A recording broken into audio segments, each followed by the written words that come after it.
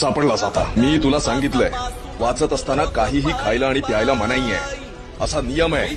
Sir मी फक्त bread butter खाल्लं, मी जेवलो नाही सर. मला वाटतं तुला समजत नाहीये. मी सांगितलंय तुला काहीही खायचं नाही, कळलं तुला? तुला दंड भरावा लागेल. चल. फाईन सर, तुम्ही प्लीज मला समजून घ्यायचा प्रयत्न करा. मी हॉस्टेलवरनं निघतो आणि थेट इकडे येतो. इथे आल्यानंतर मला भूक लागते म्हणून मी ब्रेड बटर खातो. सर तुम्ही मला बघताय ना, लायब्ररी उघडल्यापासून रात्री बंद होईपर्यंत मी इथेच बसलेला असतो सर. आंबेडकर, त्याच्याशी माझं काहीही देणं घेणार नाही. मला कळत नाही तू कॅन्टीन मध्ये जाऊन का जेवत नाहीस? सर कारण मी इथे अभ्यास करण्यासाठी आलोय. मिळालेल्या शिष्यवृत्तीवर शक्य तितक्या कमी वेळामध्ये मेहनत करून मला माझी पदवी मिळवायची सर. हे सगळे संदर्भ ग्रंथ मला वाचायचे, मला नोंदी करायच्या, त्या नोंदींच्या आधारे मला माझं थिसिस तयार करायचं सर. भारतामध्ये खूप लोक माझ्या पाठीशी उभे आहेत, त्या सगळ्यांना मी निराश नाही करू शकत सर. आणि मला माझ्या ध्येयापासून हालायचं सुद्धा नाहीये.